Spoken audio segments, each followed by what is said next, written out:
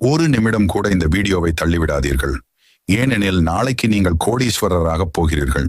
அது எப்படி சாத்தியமாகும் என்று நீங்கள் நினைக்கிறீர்களா? முருகனை ஒரு முறை தரிசிக்கிறீர்கள் என்றால் அவருடைய அருள் உங்கள் வாழ்க்கையில் வெற்றியும் செல்வமும் மகிழ்ச்சியும் கொண்டு வரும். முருகன் ஒரு போர் தேவன் மட்டுமல்ல, அவர் அருள் பெற்றவனுக்கு எந்த இடையூறும் தடையாக வராது. சபரிமலைக்கு போனாலும் திருச்செந்தூருக்கு போனாலும் முருகனை நினைத்தாலே கூட மனதில் இருந்த கஷ்டங்கள் அகன்றுவிடும். வாழ்க்கையில் சில சமயம் நம்மால் எதையும் செய்ய முடியாத மாதிரி தோன்றும். அப்போதே முருகனை தியானிக்கவும், ஓம் சரவண பவ என்று சொல்லவும். அந்த ஒரு சொல் உங்களுடைய மனதை வலிமையாக்கும், உங்களுக்குள் இருக்கும் தைரியத்தை எழுப்பும்.